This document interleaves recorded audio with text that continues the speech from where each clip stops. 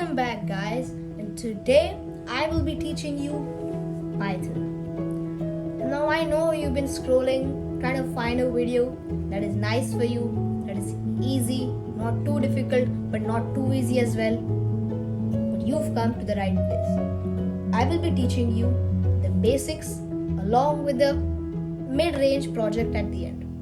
So without further ado, let's begin. Over here, we're going to be using the website which is called Programmers.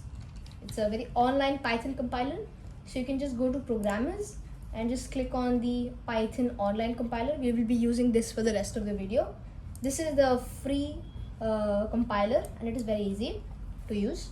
So first, what we have to do is just have to remove this pre-written. It's just to test, to show you that just an introduction to the platform.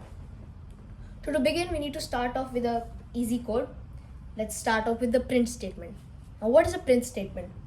A print statement is a statement that writes or prints something on the screen.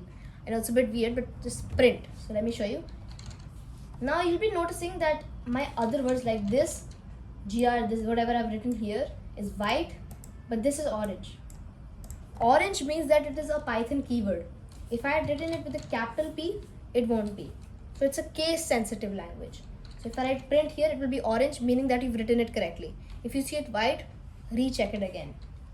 Now what do we need to print? So for what to print, we just make some brackets, and inside those brackets, we put your quotation marks. Now let's write the most popular statement in Python, hello world, with the exclamation mark at the end. You can see, to know what you're printing, your text should be green. But if you're in the lighter mode, it should be blue here and also it will be green here. So I use the darker mode because it's easier for me to see. So let's run and see if it works. And there you go. And it also says that code execution is successful. This is a thing to remember, that you've done everything properly and it works. So this is the first thing, remember this. And it doesn't really have to be hello world, it could be anything. Like I can just write Ruan. There it prints that. So this is the first print statement that we'll use. Next, we're going to write the variables.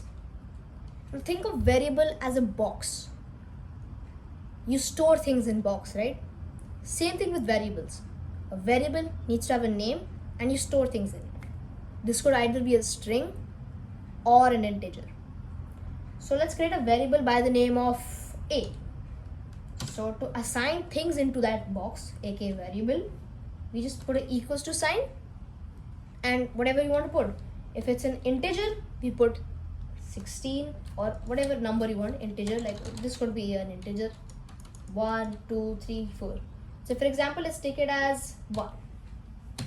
And we'll make another variable in the next line. Let's make it B and let's name it 2. Now these are variables with integer values. Now let's add these together. Why not? So we'll use a print statement that we learned before. Add a quotation mark. Write total of the two variables. You don't really have to write this, but for formatting purposes I am. Total of two variables. Now we can't really just do A plus B here. Sorry. A plus B here, right? It's just going to print A plus B. Why? Because we're storing it in the text file. So you can see A plus B does not belong in text. It's an integer. So we need to separate our string and our integer. And how do you separate? With the comma. Now in the comma, after the comma, you just have to write A plus B. Now you'll be seeing that this is another Python keyword. It's a plus. It's an arithmetic operator along with multiplication, division, floor division, subtraction. Now let's see if this works. So 2 plus 1 is 3. It should be total of two variables.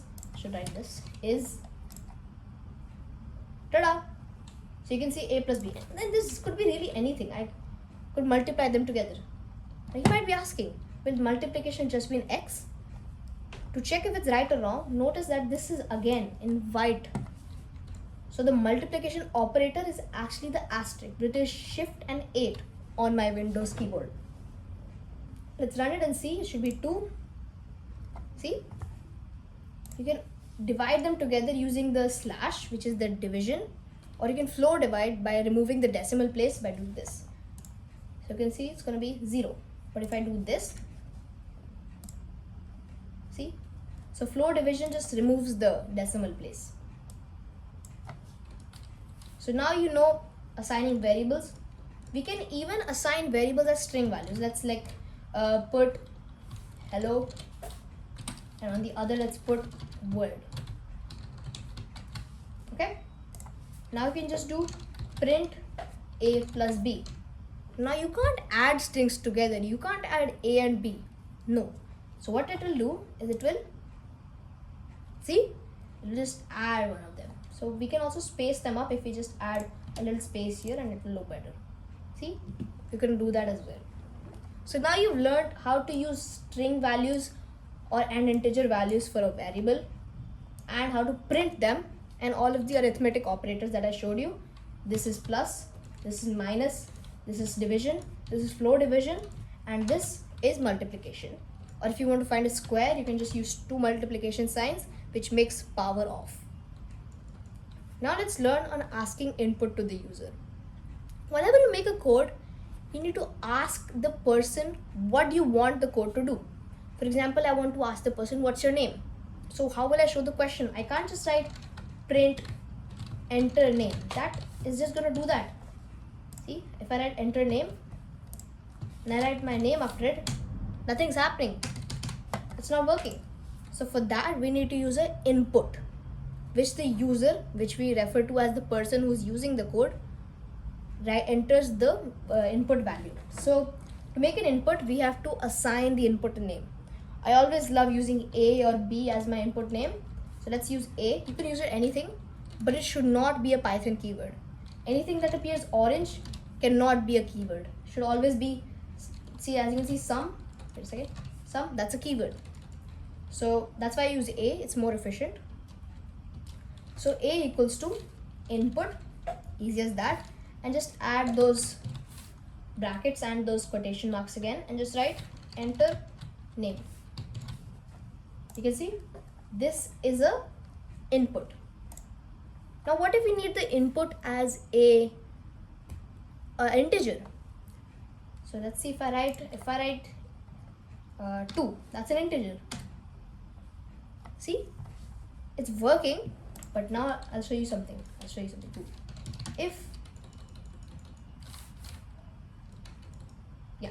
So this input that we're using here, enter name, is asking the user for the value as a string. We know string is mainly text and integer is numbers. So you can see over here I'm using input. This means string. To ask for a question that is in integer, you just need to add a little int over here and add another bracket. Now this is asking for the user as a integer value. So we can use this as other than enter name, enter age, because your age is an integer, right? That's why we're using int here. And if it is enter name, we will only use input because we are expecting a string value. Okay, so now we know how to ask questions from the user. Now let's move on to something a bit more complex. The if statement.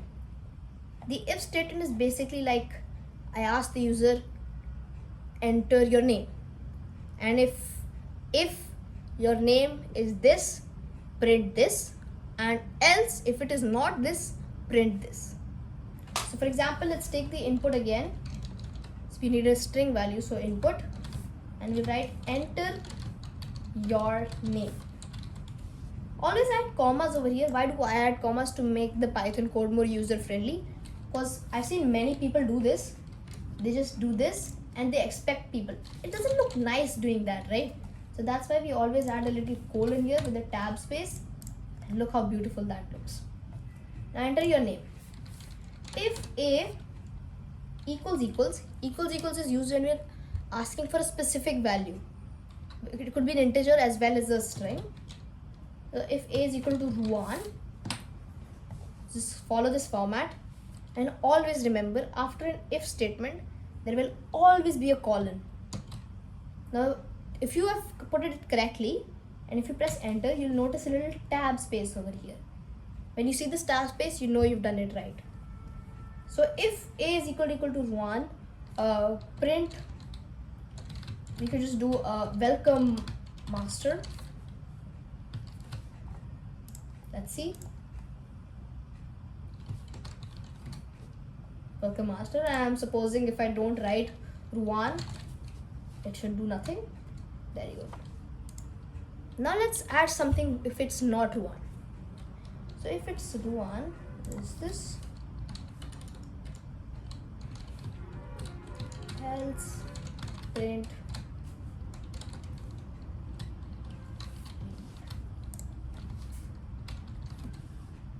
welcome master.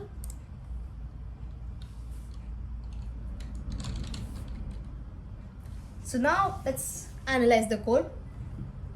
You ask the question from the user in a string value, enter your name, that part of the code works. If a, which is our input, equals to Ruan, colon, that tab space, print welcome master. But else, if it is not Ruan, else print leave. So this is how the code works. This is very easy. The moment you understand it, it will all come together. So this is how it works. Now let's get to the most awaited part of the video, the project. So today's project will be creating a multiplication table. We will be asking the user for an input to add a number, and we'll be printing the table of it like 5 into 1, 5 into 2 till 10. So you can pause the video right now, build the project, and you can cross check it with mine. You can pause it now. Okay, let's begin. First of all, we need to take the input from the user. Remember, input will always be, not always, but we're using it as an integer. So remember int, and then those little two brackets that we put, then input, and then enter number for table. Enter number for table. We have asked for the input. Now what we need to do is we're going to be using a for loop. Now what is a for loop, you may ask? Sometimes programmers, they use loops to not repeat a statement. So for example, instead of writing hello world 5 times, print hello world, print hello world, print hello world like 5 times, programmers can just do a loop with a specific amount of time, and it will print hello world the amount of times you want it to happen. So we will be using for, which is the for loop, I, which I named the loop, in range. Now over here you'll be adding these brackets over here which show the range that you wanted. You wanted to 1 to 100, 1 to 10, 1 to 20, 1 to 30, could be anything. So there's a format for a for loop. It is start, stop, and step. Start is when you want to start from, stop is when you want to stop, and step is the gap between all of the numbers in it. So we don't need a gap. By default the gap is 1, so we don't have to add that. So I wanted to start from 1, obviously, and I want to stop to be 11. Why 11? We want it till 10. It's a good question, because the moment it sees 11, it will stop. That's why we need 10. Checks 1, 1, 2, 3, 4, 5, 6, and the moment it reaches 11, it will stop at 10. That's why we use 11. Because if we add it till 10, it will go till 1 to 9. So that's why we do this. Now remember, after every for loop, we need a colon. Let's check if we put it correctly. See, this little tab space comes up. Okay. For I in range 1 to 11, what we need to do is we need to print, print. Now we need to format it properly. Print, we need a, which is our, for example, we're taking the number 5. Then we need to separate this, make a multiplication sign so it looks like 5 into, then make another colon. Now we have to write I, which is the 1, 2, 3, 4, 5, 6, 7, 8, 9, 10, 11. So I, again, let's add an equals to, and again we just need to write at equals to, A multiplication I. So this should supposedly work. Let's see if it works. Are you confident in yourself? Okay, first part of the code is correct. Let's go with 5. And there we have it. You have created your first ever multiplication table code. And it was just 3 lines of code. Now let's analyze the code. A is equal to, we add the enter number for table. We need an integer form. Then we take the for loop for I in range. Range is given 1 to 11. And by default, the step is 1. And then we have to print 5. As you can see, this little x over here. X. Then our loop 1, 2, 3, 4, 5, 6, 7, 8, 9, 10. Then our equals to over here. And then just a into I. 5 into 1, 5 into 2, 5 into 3, 5 into 4, and so on. So this was the end of the video. I hope you learned something and created this code. If you have any problems, anything at all, you can just write it in the comments, or you can mail me on my YouTube channel. You can see the Gmail, mail me, and I will certainly reply to you. Okay, goodbye. This is me signing out. Boom.